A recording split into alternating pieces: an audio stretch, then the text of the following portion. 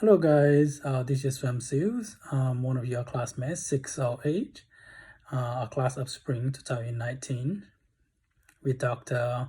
Ali. It's my topic of this video about the identity politics about the Montagnard population in North Carolina. Before that, I'm going to briefly explain about the Montagnard history, but because maybe some of you don't know who they are. So I'm going to explain where the Montagnard came from.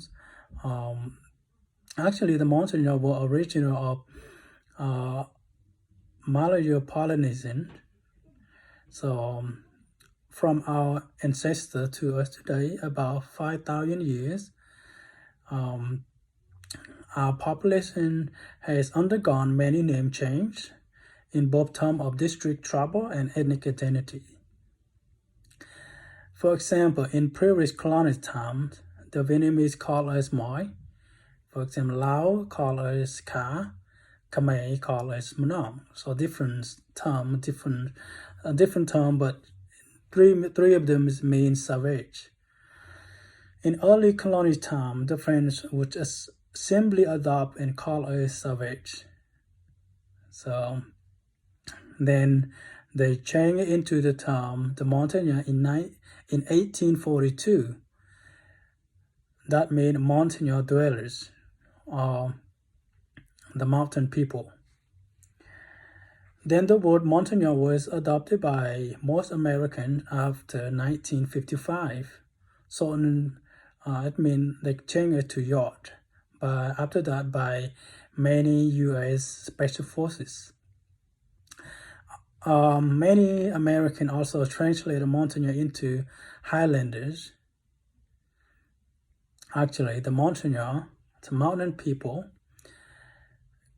consisted of 30 recorded tribes in Vietnam, and also right now with 5 prominent tribal groups with multiple languages and cultures, such as Charai, Rade, Bunong, Kohon, and Bana.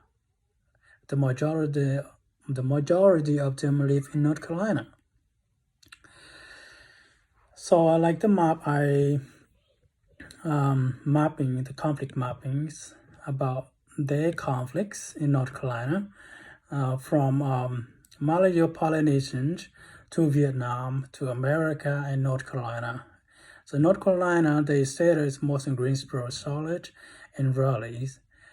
So like I said, before that time, during the 5,000 years, the political identity and ethnic conflict of Montagnard has been exist for many years because they didn't know who they really are.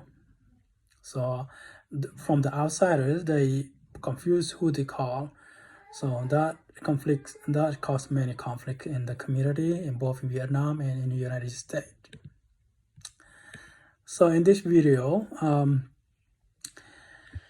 I'm going to describe why the term of Montagnard really matters in North Carolina, how the Montagnard define and perceive themselves into the Montagnard Population Count projects.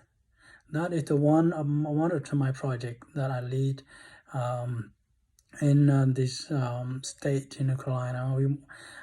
Myself, I work with different teams and different community leaders to work on this project. So we want to have a formal account for Montagnard. So right now it's really challenging because, like I said, 5 different tribes. We don't know exactly how they perceive themselves, how they define themselves. It's really confused. Not just our project. It's really confused when coming the U.S. Census. So we have to be aware of that. So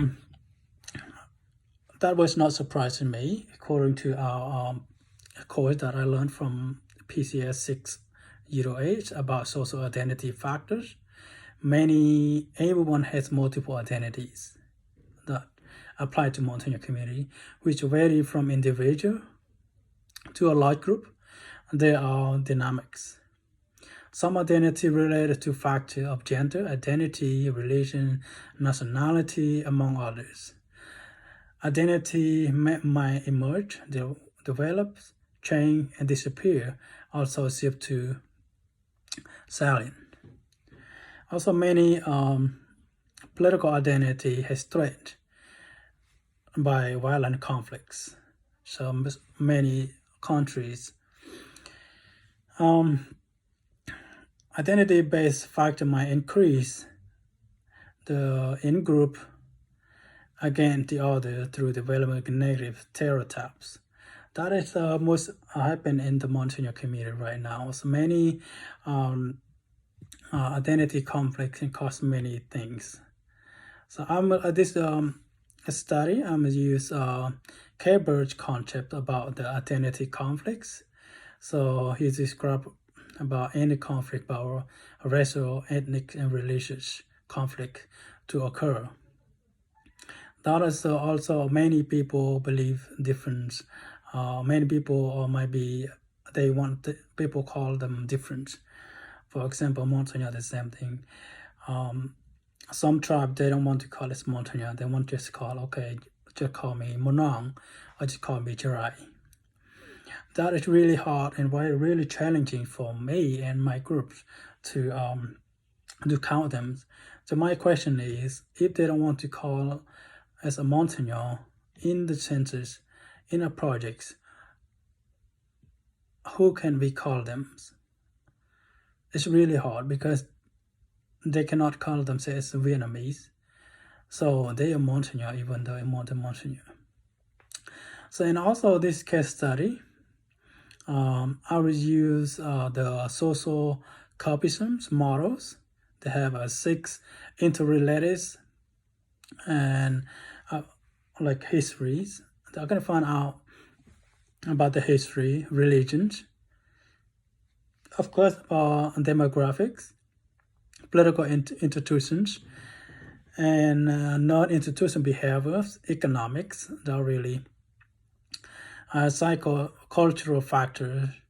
I want to analyze an identity, the conflict of the political identities. And also, of course, I'm going to use by conflict mapping. So because I map all the conflicts about their conflicts. Why that conflict causings?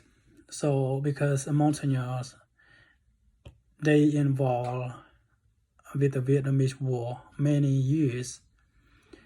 They tried to fight for independence. So Monsignor is the term. This is different tribes, it's different leaders, and different ideas. So they moved to the jungle before they came to the United States. They fight who's gonna be the leader. Each tribe fight each other. The same when they moved to the United States. So it's fight about what language they're gonna be used in the community. So every day fight. Okay, they want to use every day as a formal language for the community, but Jirai want to fight for the language we're gonna use for the community. So it's really hard. So now, one of the tribe, they want to get out from the community, want to create their own community, which is Bonong. They just call Bonong. They say, don't call us Monsignor. So, as right now, if they don't call us Monsignor, it's hard for it to count as the census in other projects. If, for example, the Kahal, one of the 5 Monsignor tribe in North Carolina, so they don't want to belong to community. They just want themselves. So when we go to community count they okay, just call me Kahal. Don't call me Monsignor. So right now it's really hard. It's really challenging. So that is the main actors. It's about the community leaders by tribes, elders by tribes, organizations. They have different organizations. So the organization is leading by their own tribes. So the community divided by tribes and languages, names, and cultures. As a result, it divided into different groups.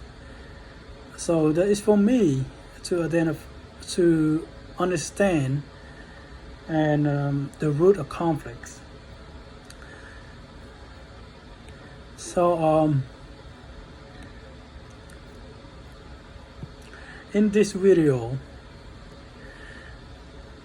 actually I'm not able to explain all the causes. The only thing I like to bring up and for clarify why these conflicts has occurred in the Montagnard communities. So why the political identity is really matter in the Montagnard populations? Because these issues have many causes in the community, such as they live in America for 30 years. Until today, they do not absolutely have counted. They don't know how many youth graduated from high school and college. They don't know how many kids drop out from school. And they don't know how many have obtained citizenships. They don't know how many elderly live in poverty. So this racial equity means we have forever junior partners. So if we don't do it right now, we never control our future. So because we are invisible in America society. So I believe I continue with work with local and state officers, elected officers, service agencies, civil society organizations, educators from UNCG, business from outsider to community like stand to gain data. So it's important to work with them and use some strategy from our class to work with the community that are really helpful.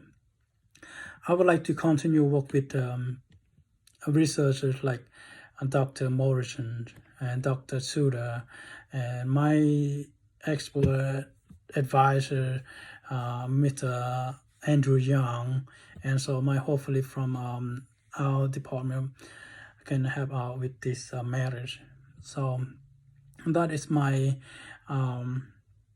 video about the identity, political identity of the Montagnard community in North Carolina. All right, thank you so much. I learned a lot about this class, so I hope this video can help us see what the matters, not just in Montagnard community, but also all the refugee communities, such for the Bhutanese and Nepali community. So it might be to have similar issues, but I think if we work and we need really to help them, that means they are looking for successful in the future. Thank you so much. Hope to see you again.